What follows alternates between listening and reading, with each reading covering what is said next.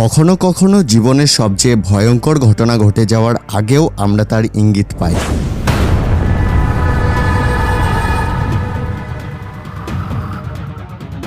কোনো একটা অস্বাভাবিক অনুভূতি, কোনো অদ্ভুত স্বপ্ন বা হয়তো এমন কিছু ঘটনা যা তখন গুরুত্বহীন মনে হয়, কিন্তু পরে বুঝতে পারি সেটাই ছিল আসন্ন বিপদের সংকেত। 18 মার্চ 2025। जेल में इस वक्त बंद है, लेकिन इस बीच खबर ने इतनी बेरहमी से सौरभ की हत्या क्यों की? क्योंकि हत्याकांड के पीछे merchant navy officer Sourav Rajput খুনে চাঞ্চল্যকর তথ্য পেল পুলিশ। 4 মার্চ রাতে শান্তি হত্যার উত্তরপ্রদেশের মিরাটে নিহত মার্চেন্ট নেভি অফিসারের মৃত্যুর ঘটনায় তোলপাড় গোটা। व्यक्ति शामिल नहीं था। सौरभ राजपूत का मर्डर मुस्कान और साहिल ने ही मिलकर किया। उन्होंने बताया कि ये साहिल शुक्ला का ही आइडिया था कि सौरभ को मारने के बाद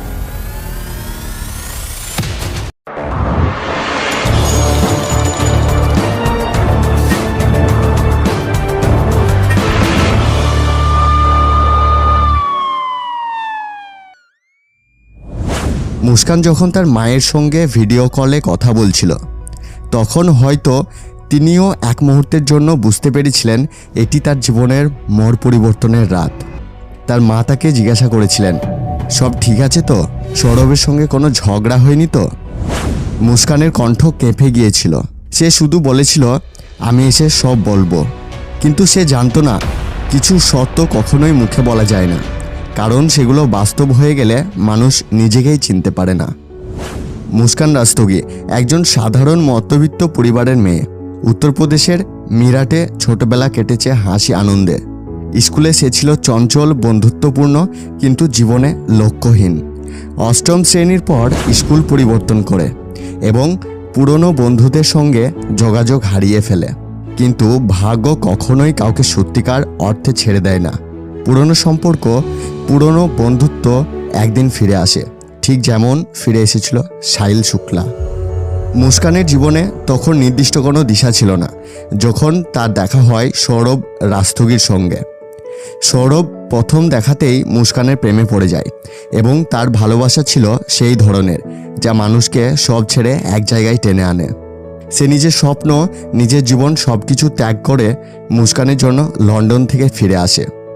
2016 সালে পরিবারের অমতে হলেও তারা বিয়ে করে এবং নতুন জীবন শুরু করে। কিন্তু ভালোবাসার গভীরতাই কি সব কিছু, নাকি তা কখনো কখনো অন্ধকারের দিকে নিয়ে যেতে পারে? সৌরভ কাজের জন্য লন্ডনে ফিরে যায়, কিন্তু মুস্কানকে কখনো একা অনুভব করতে দেয়নি। তবে যে দূরত্ব শারীরিক, তা একসময় মানসিক দূরত্ব তৈরি করে এবং তখনই ঘটে সেই ঘটনা যার আগাম ইঙ্গিত হয়তো অনেকদিন আগেই পাওয়া গিয়েছিল, পুরনো বন্ধুর ফিরে আসা। 2019 সালে হঠাৎ মুস্কানের স্কুলে পুরনো বন্ধুদের একটি হোয়াটসঅ্যাপ গ্রুপ তৈরি হয়। সেখানে সে দেখতে পায় একটি নাম, সাহিল শুক্লা। প্রথমে হয়তো সে ভাবেনি এই নামই একদিন তার জীবন বদলে দেবে। হোয়াটসঅ্যাপ চ্যাট শুরু হয়, তারপর ফোন কল, তারপর একে অপরকে দেখার ইচ্ছা, তারপর তাদের চেনা পরিচিত হতে থাকে। কিন্তু সব সম্পর্ক কি শুধুই বন্ধুত্ব থাকে, নাকি কখনো কখনো তার ছায়ার আড়ালে লুকিয়ে থাকে এমন কিছু যা একদিন সব কিছু গ্রাস করে নেয়? মুস্কান এখন প্রতিদিন সাহিলের সঙ্গে দেখা করে। একসময় এই দেখা করাটা একটি অভ্যাসে পরিণত হয়, যা ধীরে ধীরে আসক্তিতে রূপ নেয়। সাহিল ছিল ভিন্ন, কিছুটা রহস্যময়, কিছুটা অদ্ভুত। সে বিশ্বাস করত নেশা মানুষকে বাস্তবতা থেকে দূরে রাখে এবং তন্ত্রমন্ত্র তাকে শক্তি দেয়।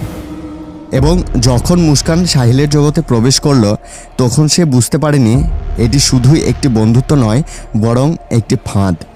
মুস্কান তখন এক ভয়ঙ্কর সিদ্ধান্ত নেয়। সে সাহিলকে বোঝায়, আমাদের একসঙ্গে থাকতে হলে আমাদের পথের বাধা সরিয়ে দিতে হবে। সৌরভ তখনও জানতো না তার জন্য কি অপেক্ষা করছে।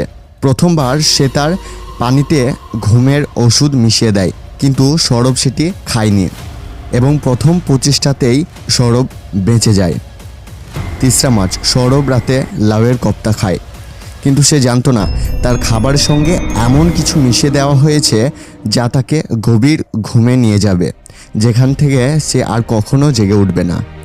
সৌরভ ঘুমিয়ে পড়ার পর মুস্কান সাহিলকে ফোন করে ডাকে। তারপর তারা একসঙ্গে সৌরভের শরীরে বরাবর ছুরি চালায়, যতক্ষণ না সে আর নড়াচড়া করা বন্ধ করে।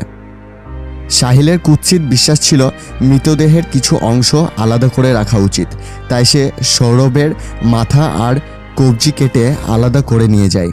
কিন্তু পরিকল্পনা তখনও শেষ হয়নি।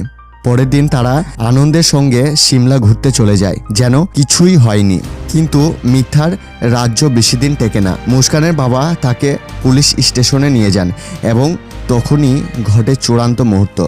সে সব স্বীকার করে নেয়। একজন মানুষ যে শুধু তার পরিবারকে ভালোবাসতো, একদিন তার প্রিয়তমার হাতেই নির্মমভাবে খুন হয়। সত্য সবসময় ধরা পড়ে, কিন্তু কখনো কখনো ততক্ষণে অনেক দেরি হয়ে যায়। এবং হয়তো সৌরভের মৃত্যুর আগেও কোথাও কোনোভাবে তার জন্য একটি পূর্বাভাস ছিল, শুধু সে সেটি বোঝেনি। আজকের এই মিরাটের কেসটি কেমন লাগলো আপনাদের সেটা কমেন্ট সেকশনে কমেন্ট করে জানাবেন। আর ভালো লাগলে একটা লাইক করবেন, আর এটা বন্ধুদের সাথে শেয়ার করতে ভুলবেন না। এরকম ভিডিও যদি দেখতে হয় তাহলে লেফট সাইডের ভিডিওটাকে ক্লিক করে দেখতে পারেন। আজকের জন্য এই পর্যন্তই, দেখা হচ্ছে পরের এপিসোডে। Thank you so much.